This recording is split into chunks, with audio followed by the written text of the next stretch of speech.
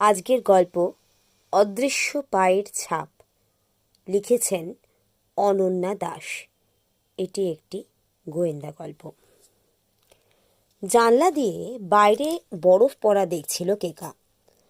পালকের মতো ভাসতে ভাসতে বরফগুলো আকাশ থেকে নেমে আসছে, স্বচ্ছ সাদা। কি দারুণ দৃশ্য! খুব ভালো লাগে কেকার এই বরফ পড়া দেখতে। জিকো অবশ্য বলে বোরিং। ও তাই এখন বাইরের ঘরের কার্পেটে একটা 2000 পিসের জিগস পাজল ছড়িয়ে বসেছে। বরফ পড়াটা অবশ্য থেমে গেল একটু পরেই। তাও বাইরে যাওয়া যাবে না। বাইরে -6 ডিগ্রি সেন্টিগ্রেড। এখানে অবশ্য টেম্পারেচার ফারেনহাইটে মাপা হয়। মা বাবার মতে এত ঠান্ডায় বাইরে যাওয়ার কোনো মানেই হয় না। ঘরের ভেতরে অবশ্য বেশ গরম, সেন্ট্রাল হিটিং চলছে গা গা করে, তাই ওরা দুজনে টি শার্ট পরে রয়েছে। এটা হলো নিউ ইয়র্কের শীত। বাইরে ঠান্ডা, ভেতরে গরম। জিকোর এদিকে মনটা ভালো নেই। কাল শনিবার, ওর ইচ্ছে ছিল একটু এদিক ওদিক যাওয়ার, কিন্তু কালকেও বরফ পড়বে আবহাওয়া চ্যানেল জানিয়েছে। মা বাবা এমনিতেই শীতে কাবু, আর বরফ পড়লে তো কথাই নেই। বাইরে পা রাখার প্রশ্নই ওঠে না। তার মানে আবার একটা উইকেন্ড ঘরে বসে কাটাতে হবে। এদিকে মামা ওর ভিডিও গেম খেলার ওপর নিষেধাজ্ঞা জারি করেছেন। বাবা একদিন ফোনটা ভুল করে বাড়িতে ফেলে গিয়েছিলেন, আর জিকো সেটা নিয়ে টানা 5 ঘন্টা খেলেছিল, তাই ওর শাস্তি। কেকা জানলার পাশ থেকে সরে এসে জিকোর পাজল দেখে ফোড়ন কাটল। কি হাঁদা রে তুই! ওই নীল টুকরোটা এইখানে যাবে, বুঝতে পারছিস না? জিকো ঝাঁঝিয়ে উঠল। তুই ওই একটা পিস দেখ, আমি 2000 টুকরো নিয়ে কারবার করছি। আমাকে বিরক্ত করবি না একদম। ভারী তো তোর 2000 পিস। তোর বয়সে কম করে 5000 পিসের পাজল করা উচিত। নেহা, তোর আইকিউ কম তাই। জিকো হাউমাউ করে কেকাকে মারতে ছুটছিল। এমন সময় মা এসে দুজনকে ধমক দিলেন। দুজনেই মুখ হাঁড়ি করে বসেছিল। এমন সময় মামা দোতলা থেকে নেমে এসে বললেন, পল ফোন করেছিল। ও আজ বিকেলে কাজের পর পেনসিলভেনিয়ায় নিজের কাকার বাড়িতে যাবে। ওর কাকা কাকিমা এখন বাড়ি নেই, দেশে গেছেন, কিন্তু পলকে বলেছেন এবার ওনাদের বাড়িতে গিয়ে সব কিছু ঠিকঠাক আছে কিনা চেক করে দেখতে, হিটিং বাড়াতে। আর কি সব বলল, যাই হোক, ওর একা যেতে ইচ্ছে করছে না, তাই আমাকে বলছে সঙ্গে যেতে। তোরা যাবি নাকি? ড্রাইভ করে যাওয়া হবে। আজ বিকেলে রওনা হয়ে রোববার বিকেলে ফিরে আসবো। জিকো কেকা তো এক পায়ে খাড়া। বাড়ি থেকে বেরিয়ে অন্য কোথাও যেতে পারলেই হলো। মা বাবা যাবেন না, কিন্তু মা ওদের জন্য এক গাদা খাবার করে দিলেন। খালি বাড়িতে যাওয়া হচ্ছে বলে কথা। মামা খাবারের পরিমাণ দেখে বললেন, এত খাবার যে মোটামুটি মাস দুয়েক স্নোড ইন হলেও কোনো সমস্যা হবে না বলেই মনে হচ্ছে। তাই শুনে জিকো কেকার কি হাসি। ওরা শীতের ছুটিতে নিউ ইয়র্কে এসেছে, সঙ্গে এসেছেন মা আর সাগর মামা। বাবা তো কাজের জন্য নিউ ইয়র্কেই থাকেন কিছুকাল হলো। 5:30 নাগাদ গাড়ি নিয়ে হাজির হলেন পল মামা। পুরো নাম পল্লব সামন্ত। মার্কিন মুলুকে এসে পল হয়েছেন। মামার সঙ্গে এক কলেজে পড়তেন কলকাতায়। তারপর অনেক দিন যোগাযোগ ছিল না।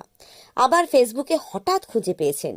এখন ঘটনাক্রমে নিউ ইয়র্কেই রয়েছেন দুজনেই, তাই দেখা সাক্ষাৎ গল্পগুজব হয়। এসো জিকোরাম আর কেকা কলি। পল মামা মুচকি হেসে বললেন। কেন যে উনি মাঝে মাঝে ওদের এই অদ্ভুত নামে ডাকেন উনিই জানেন। হয়তো পল্লব থেকে পল হয়েছেন কেন, সেই নিয়ে জিকোর প্রশ্নের শেষ ছিল না বলে। কাকু কাকিমার এই বাড়িতে থেকেই আমি কিছুদিন পড়াশুনো করেছি, তাই বাড়িটার প্রতি আমার একটা ভালোবাসা আছে। অন্ধকার নেমে এসেছে, তাই সাবধানে গাড়ি চালাতে চালাতে শহরের সীমা পেরিয়ে তারপর পল মামা বললেন, শীতকালে এখানে 4টে 4:30 থেকেই অন্ধকার নেমে আসে। তাও ভালো বরফ এখন পড়ছে না, তবে গাড়ির রেডিওতে সমানে বলছে যে একটু পরেই পড়তে শুরু করবে। পল মামা আবার বললেন, এখানে বরফ পড়ছে না বটে, কিন্তু আমরা যেখানে যাচ্ছি সেখানে পড়ছে। ওদিক থেকেই এদিকে আসছে। তারপর গান নিয়ে, শহরের নামের শেষ অক্ষর নিয়ে অন্য শহরের নাম বলা ইত্যাদি খেলা টেলা খেলে 3 ঘন্টা অনায়াসেই কেটে গেল। ওরা যখন পলমামার কাকুর বাড়ির ড্রাইভ ওয়েতে গিয়ে ঢুকেছে তখনই সেখানে ইঞ্চি 3 বরফ পড়ে রয়েছে। কাল বেলচা দিয়ে নেমে পড়বো কিনা ভেবে দেখব, আজ আর শরীর দিচ্ছে না। পলমামা বললেন, কে কার আনন্দ ধরে না। বলল, কাল স্নোম্যান বানাবো ঘুম থেকে উঠেই। জিকো দুষ্টু হাসি হাসলো। আমি স্নো বল দিয়ে সেই স্নোম্যানকে কুপোকাত করে দেবো। দেখা যাবে। সেদিন রাতে মার তৈরি ডাল, ভাত, ফুলকপির তরকারি, চিকেন কারি নিয়ে ডিনার করতে করতে পলমামা বললেন, আমাদের ডান পাশের বাড়িটায় থাকেন মিস্টার রোল্যান্ড ফ্রিম্যান। খুব ভালো পরোপকারী মানুষ, সব সময় সবার সাহায্য করার চেষ্টা করেন। ওনার স্ত্রী গত হয়েছেন অনেক বছর আগে, আর ছেলে মেয়ে ক্যালিফোর্নিয়াতে থাকে। এখানে উনি একাই থাকেন। দোষের মধ্যে একটু বেশি কথা বলতে ভালোবাসেন। বাঁ পাশের বাড়িটায় এক বয়স্ক দম্পতি থাকতেন। তাদের অনেক বয়স হয়েছিল, তাই ছেলে মেয়ে ওদের অ্যাসিস্টেড লিভিং ফেসিলিটিতে দিয়েছে, কিছুটা বৃদ্ধাশ্রমের মতোই। আসলে ওনাদের পক্ষে আর বাড়ি সামলানো সম্ভব হচ্ছিল না। ওনাদের বাড়িটা এখন বিক্রির জন্য উঠেছে শুনলাম। ডান পাশে মিস্টার ফ্রিম্যানের বাড়ির পরের বাড়িটায় থাকেন মিস্টার অ্যান্ড মিসেস ফেরিস। ওনাদের ছেলে মেয়ে নেই। সঙ্গে থাকেন ওনাদের ভাগ্নে জন, সে আবার বোবা কালা। তার পরের বাড়িটায় থাকেন আর্থার গিবস, উনিও একাই থাকেন। এক বোন থাকতো ওনার সঙ্গে, সে কিছুদিন হলো বিয়ে করে ফ্লোরিডা চলে গেছে। এই হলো আমাদের প্রতিবেশীরা। কালকে হয়তো এদের কয়েকজনের সঙ্গে দেখা হবে। রাতের খাবার খেয়ে কয়েকটা দান ক্যারাম খেয়ে শুয়ে পড়ল ওরা। বাড়ির হিটিং ঠিকঠাক কাজ করছিল, তাই নিশ্চিন্তে এক ঘুমে রাত কাবার। পরদিন সকালে জিকো আর কেকা ঘুম থেকে উঠে দুধ সিরিয়াল খাচ্ছে। দুই মামা চা নিয়ে বসেছেন, এমন সময় দরজায় কেউ বেল দিল। এত সকালে আবার কে এলো রে বাবা, বলে পল মামা দরজা খুলতে গেলেন। মামা শুধু বললেন, প্রায় 10:30 বাজে, এত সকাল আর বলা যায় কি। বাইরে চারিদিকে বরফের চাদর, এখন রোদ উঠেছে, তাই চারিদিক যেন পিকচার পোস্টকার্ড। দরজা খুলতেই পাশের বাড়ির মিস্টার ফ্রিম্যান হাউমাউ করে ভেতরে ঢুকে এলেন। ওনার সঙ্গে একরাশ ঠান্ডা হাওয়াও ঢুকলো। ওনার জুতোতে ভর্তি স্নো। সেই জুতো পরেই উনি ঘরে ঢুকে যাচ্ছিলেন। পলমামা বলতে জুতোটা বাইরে রেখে ভেতরে ঢুকলেন। তারপরেই বললেন, সর্বনাশ হয়ে গেছে, তোমরা কোনো খবর পেয়েছো? পলমামা বললেন, না, আমরা কাল রাতে এসে পৌঁছেছি, খুব ক্লান্ত ছিলাম, তাই খবর টবর দেখা হয়নি। আরে না না, টিভির খবরে কিছু পাবে না, এ তো কাল রাতে ঘটেছে, যা বলার আমিই বলতে পারবো। পলমামা ওদের দিকে তাকিয়ে চোখ ওল্টালেন। আগের দিন রাতেই ওদের সাবধান করে দিয়েছিলেন যে মিস্টার ফ্রিম্যান প্রচণ্ড কথা বলতে ভালোবাসেন, আর তিলকে শুধু তাল না, একেবারে পৃথিবীর আকারের গোলক বানিয়ে ফেলেন। কিন্তু আজ উনি যা বললেন তাতে ওদের সবার চোখ ছানা বড়া। বেশ নাটকে ভঙ্গিতে উনি ঘোষণা করলেন, কাল রাতে মেলভিনের বাড়িতে প্রচুর গণ্ডগোল। আমি তো পুলিশ ডেকেছিলাম, দরজা জানলা সব বন্ধ বলে তোমরা হয়তো পুলিশের গাড়ি আর অ্যাম্বুলেন্সের সাইরেন শুনতে পাওনি। মেলভিন মিস্টার ফেরিসের নাম, সবাই ওনাকে মেল বলে ডাকে। পুলিশ, অ্যাম্বুলেন্স সব এসেছিল শুনে ওদের মুখ হাঁ। সবাই মন দিয়ে ওনার কথা শুনছে দেখে মিস্টার ফ্রিম্যান বললেন, প্রথম থেকেই বলি তাহলে। কাল রাত 12:30 নাগাদ আমার কাছে লুইসার ফোনটা এলো। আমি তখন শুয়ে পড়বো ভাবছিলাম। লুইসা মেলভিনের স্ত্রী, সে আর্থারাইটিসে প্রায় পঙ্গু, ওপর তলাতেই থাকে, সাহায্য ছাড়া নিচে নামতেই পারে না। লুইসা ফোন করে আমাকে বলল, রনি, তুমি একবার আমাদের বাড়িতে আসতে পারবে? বন্দুকের আওয়াজ শুনলাম নিচের তলা থেকে, আর মেল উত্তর দিচ্ছে না। মনে হয় একটা চিৎকারও শুনলাম, কিন্তু কার জানি না। তুমি এসো প্লিজ। আমি আর্টিকেও ফোন করছি। লুইসার ফোন পেয়ে পুলিশে ফোন করে গায়ে কোট চাপিয়ে ছুটলাম। বরফে পা ঢুকে যাচ্ছিল। ভাগ্যিস আমার কাছে যে চাবিটা ছিল সেটা নিয়েছিলাম। এত বরফ যে কি বলবো। ওইটুকুন পথ যেতেই আমার বেশ কষ্ট হলো। আমি ওখানে পৌঁছে দেখলাম আর্টি দরজায় দাঁড়িয়ে রয়েছে। ওর কাছে চাবি নেই দেখে আমি আমারটা বের করে ওকে দিলাম। ও দরজাটা খুলল। আমরা দুজনে ভেতরে ঢুকে দেখলাম ভেতরটা অন্ধকার। আমি আলো জ্বালালাম সুইচ টিপে। বেশি দূর যেতে হলো না। বাইরের ঘরেই পড়েছিল মেলভিন, আর একটু দূরে পড়েছিল একটা রিভলভার। ওপরের ঘর থেকে লুইসার কান্নার শব্দ পাওয়া যাচ্ছিল। সে তো সাহায্য ছাড়া খাট থেকে উঠতেই পারে না। কিছুক্ষণের মধ্যেই পুলিশ এসে হাজির। তাদের কাছে সবচেয়ে বড় রহস্য হলো খুনি কিভাবে ঢুকলো। বরফে শুধু এক জোড়া পায়ের ছাপ মেলের বাড়ির কাছে গেছে। আটি বাড়ি থেকে আটি, আর আমার বাড়ি থেকে আমি। খুনি তাহলে পালায়নি, ওই বাড়িতেই রয়েছে। এত সবকিছুর মধ্যেও মেলের ভাগ্নে জন নিজের ঘরে বসে দরজা বন্ধ করে টিভি দেখছিল। শব্দহীন টিভি। ও তো আর কানে শুনতে পায় না, তাই সে বেচারা কিছুই বুঝতে পারেনি অন্য ঘরে কি ঘটে চলেছে। এতটা বলে উনি থামলেন। তারপর নাটকে ভঙ্গিতে বললেন, খুনের মোটিভ কি তোমরা কেউ বলতে পারবে? মামা দুম করে বললেন, বেশিরভাগ খুনের কারণ যা হয়, এখানেও মনে হচ্ছে তাই। সম্পত্তি। মিস্টার ফ্রিম্যান দারুণ খুশি হলেন। উত্তেজিত হয়ে বললেন, ব্রাভো! পুলিশ মেলের হাতে এক টুকরো কাগজ পেয়েছে। সেটা একটা উইলের ছেঁড়া অংশ বলে মনে হচ্ছে। মেলের সই আর 3 দিন আগের একটা তারিখ দেওয়া, কিন্তু টুকরোটা এতই ছোট যে তার আর কিছু বোঝা যাচ্ছে না। পুলিশ অবশ্য সারা বাড়ি তন্ন তন্ন করে খুঁজেও উইলের বাকি অংশ বা নতুন উইল খুঁজে পায়নি। পুরনো উইলটা পেয়েছে, তাতে সবকিছু লুইসা আর জনের নামে। আমার আর আটির নামে দু একটা শখের জিনিস। সেগুলোর সেন্টিমেন্টাল ভ্যালু আছে, দাম বিশেষ নেই। ওর দাবার বোর্ড ইত্যাদি। যেহেতু বরফে আর কোনো পায়ের ছাপ নেই এবং সামনের দরজা বন্ধ ছিল, পুলিশ তাই জনকেই সন্দেহ করছে। ইদানিং নাকি জনের সঙ্গে মেলের বেশ মতের অমিল হচ্ছিল, তাই ওরা মনে করেছে যে নতুন উইলে হয়তো জন বাদ পড়েছিল, আর ওর আগের মাথায় মামাকে মেরে উইল নষ্ট করে ফেলেছে। লুইসের শরীর তো খারাপ, অর্ধেক সময় ঘুমোয়।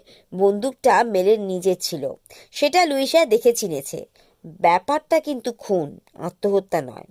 মেলের বদরাগী আর কিপটে বলে দুর্নাম আছে বটে, কিন্তু আত্মহত্যা করার মতো লোক মোটেও সে নয়। যাবে নাকি একবার ওখানে?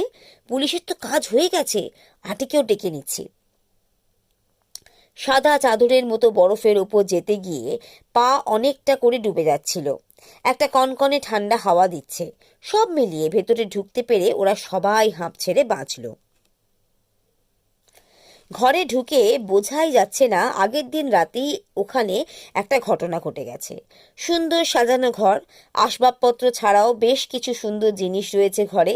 একটা কাঠের টেবিলের ওপর দাবার ছক আঁকা আর সুন্দর কাঠের কারুকার্য করা ঘুঁটি। ওটা দেখেই বেশ ভেঙে পড়লেন মিস্টার ফ্রিম্যান। বললেন, এটাতেই আমরা প্রায় রোজ দাবা খেলতাম।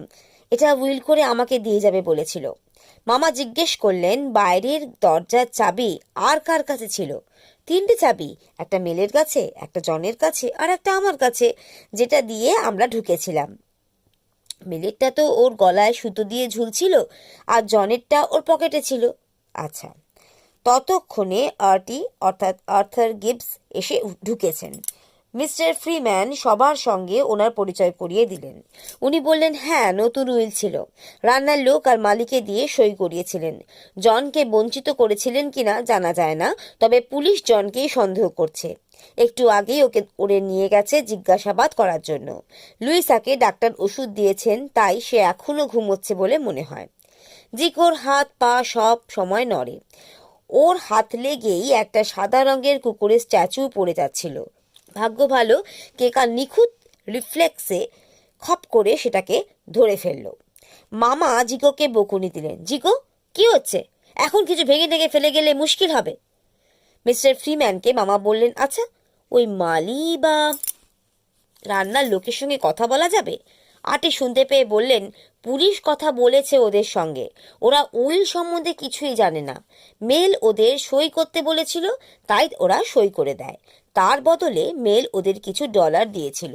ওদের পড়াশোনার দৌড় খুব কম, উইল পড়ার মতো বিদ্যে ওদের নেই, তাই উইল কি ছিল কেউ জানে না। ওরা ছিল না সেটা শিওর, কারণ উইলে কিছু পেলে ওদের দিয়ে সই করানো যেত না। আপনিও তো সেদিন ছুটে এসেছিলেন। মিসেস ফেরিসের ফোন পেয়ে কি? হ্যাঁ, লুইসা আমাকে ফোন করেছিল।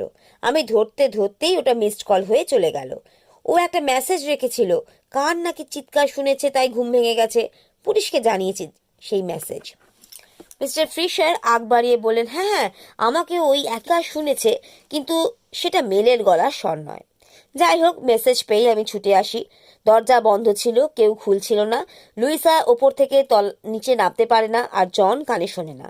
ভাগ্যিস তখনই রন চাবি নিয়ে এসেছিল, নইলে এই ঠান্ডায় জমে যাচ্ছিলাম আর কি।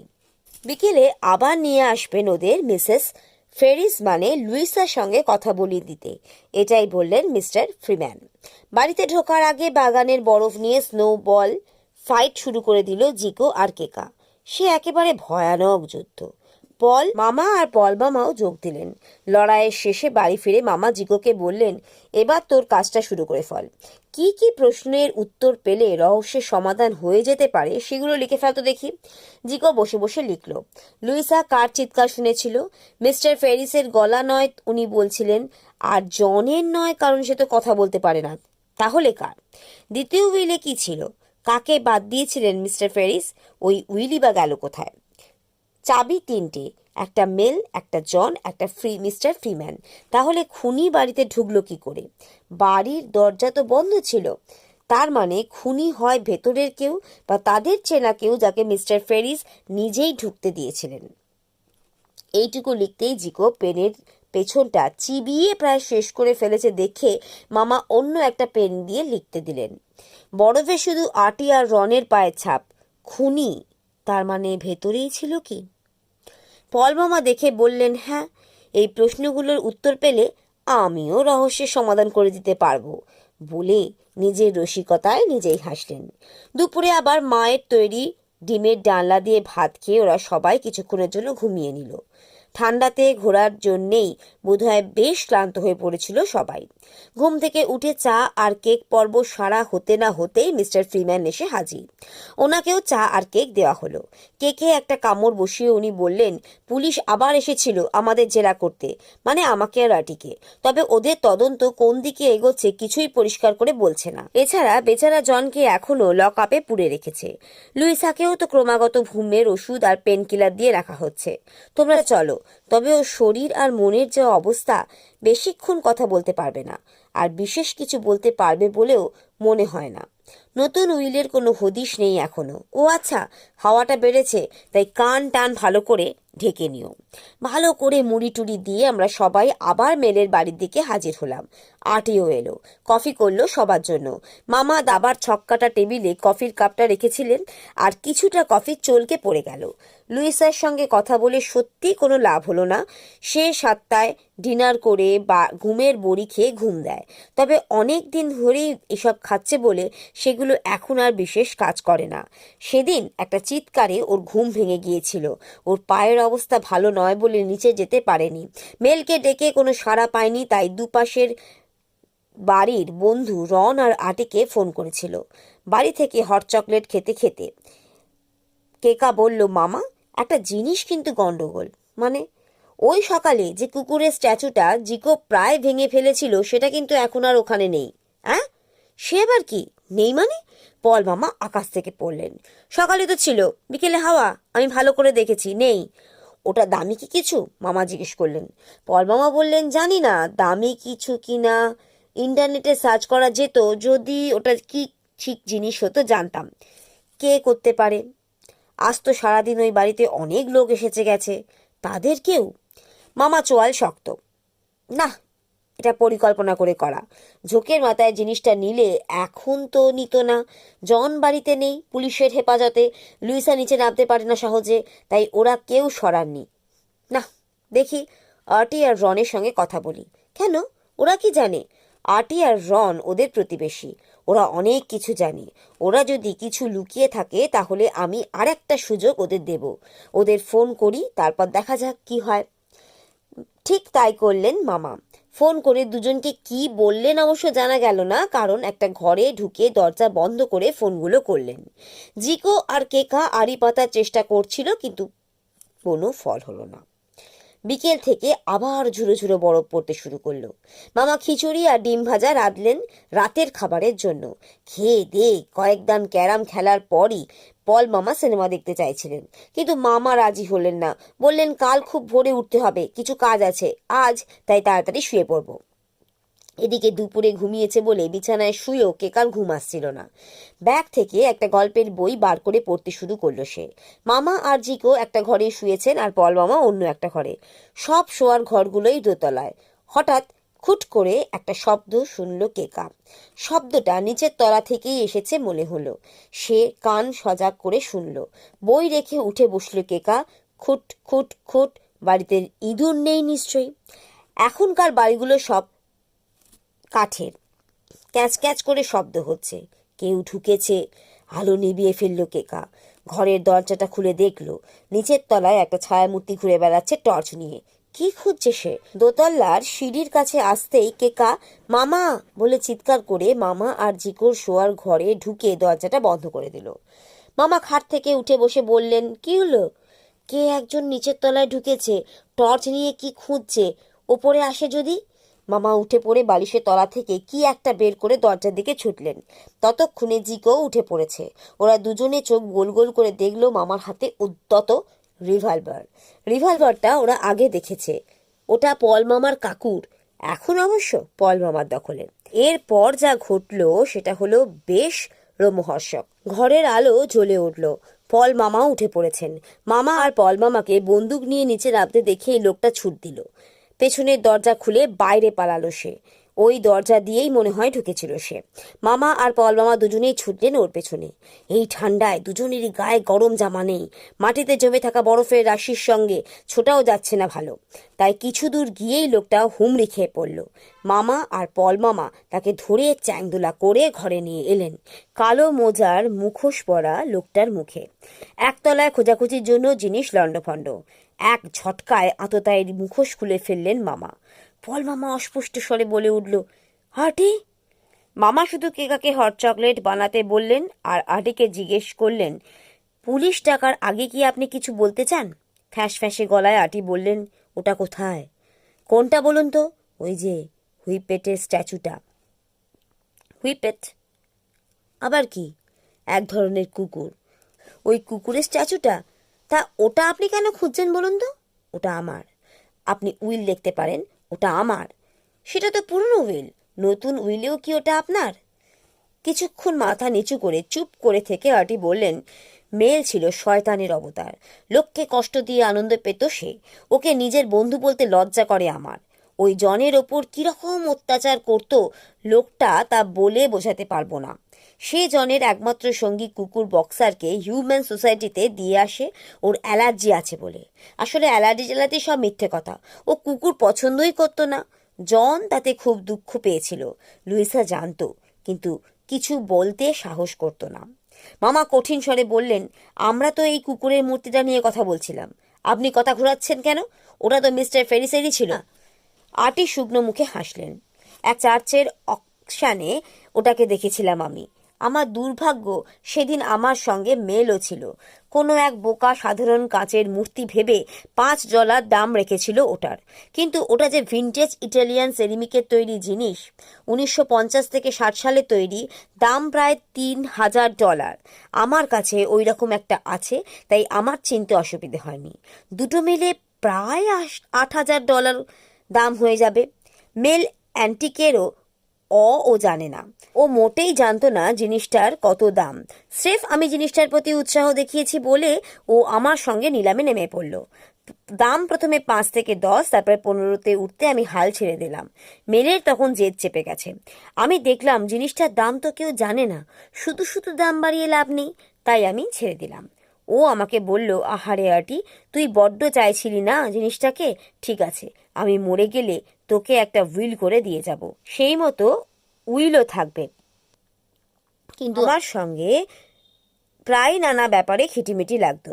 সেদিন লাগলো জনকে নিয়ে। যেদিন ঝগড়া হয় সেদিন বেচারা ছবি আঁকছিল এবং টিভির ভলিউমটা খুব বেশি করা ছিল। ও তো কানে শোনে না, তাই সে বোঝেনি। মেল রেগে ওর ঘরে গিয়ে ক্যানভাস ছিঁড়ে ফর্দাফাই করে দিল। জন কাঁদছিল। বোবাদের কান্নার শব্দ যে কি করুণ, আপনাকে কি বলবো। আমি ওকে শাসিয়ে বললাম, তুই এমন করলে আমি তোর নামে পুলিশে নালিশ ঠুকে দেবো। ব্যাস, ওর মাথায় রক্ত চলে গেল। আমাকে বলল, জন আমার ভাগ্নে, আমি যা খুশি করব। দুদিন পর শুক্রবার রাতে আমাকে ডেকে পাঠালো। নতুন উইল করেছে দেখতে। ওই উইলে হুইপেটটা অন্য কারো নামে করে দিয়েছে বলল। আমাকে রাগিয়ে পৈশাচিক আনন্দ পাচ্ছিল ওই বিকৃত মস্তিষ্কের লোকটা। আমি রেগে কয়েকটা বাজে কথা বলতে ও আলমারি থেকে নিজের বন্দুকটা বের করে ফেললো। আমার দিকে তাক করে ঘিলু উড়িয়ে দেবে জাতীয় কি একটা বলল। আমার রক্ত তখন টকবগিয়ে ফুটছে। আমি ঝাঁপিয়ে পড়ে ওর হাত থেকে বন্দুক কেড়ে নেওয়ার চেষ্টা করতে লাগলাম। সেই টানাটানিতে গুলি চলে গেল এবং মেলের বুকে লাগলো। আমি এতটাই চমকে গিয়েছিলাম যে আমার মুখ থেকে অজান্তেই একটা চিৎকার বেরিয়ে আসছিল। লুইসা সেটা শুনতে পেয়েছিল। ও নিজের ঘর থেকে রনকে আর আমাকে ফোন করেছে, সেটা আমি শুনলাম। আমার ফোন ভাইব্রেট মোডে ছিল, তাই বেজে ওঠেনি। রন আর পুলিশ চলে আসার আগে কোনো রকমে নতুন হুইলটাকে ওর হাত থেকে টেনে টেনে নিয়ে কুচি কুচি করে পকেটে ভরে ফেললাম। তারপর ফ্ল্যাশ করে দিলাম। দুঃখের বিষয়, খেয়াল করিনি যে একটা ছেঁড়া টুকরো ওর হাতে থেকে গিয়েছিল। রন আসার আগেই আমি বাইরে গিয়ে দাঁড়াই, এমন ভাব করি যেন তখনই এলাম। খোলা দরজাটাকে ওর চাবি দিয়ে আবার খুললাম। সেজন্যই আর কোনো পায়ের ছাপ পাওয়া যায়নি বরফে। মূর্তিটা নেবার সাহস হয়নি। পুলিশ যদি পকেট সার্চ করে সেই ভয়।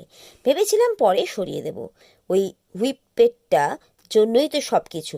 ওটাকে তোমরা নিয়েছো বলে আমি আর স্থির থাকতে পারলাম না। বল মামা আশ্চর্য হয়ে বললেন, আমরা নিয়েছি মানে? ওটা তো এমনিতেই হাওয়া। মামা আঙুল দিয়ে দেখালেন। একটা আলমারির মাথায় দাঁড় করানো আছে কুকুরের সাদা ধবধবে মূর্তিটা। অথচ ওরা কেউই বিকেল থেকে খেয়ালই করেনি। মামা বললেন, সেদিন জিকোর হাতে লেগে মূর্তিটা যখন পড়ে যাচ্ছিল তখন আমি আটির মুখের ভাবখানা দেখেছিলাম। রাগ, দুঃখ, বিস্ময় সব কিছু মেশানো ছিল ওনার চাহনিতে। আমি তাই আজ ওটা সরিয়েছিলাম। উনি ওটা হাওয়া হয়ে গেছে টের পেলে কি করেন সেটা দেখতে। রনের কিন্তু সেদিন দাবার টেবিলে কফি পড়ে যেতে কোনো ভাবান্তর ঘটেনি, কারণ ওর ওই জিনিসের প্রতি তেমন টান নেই।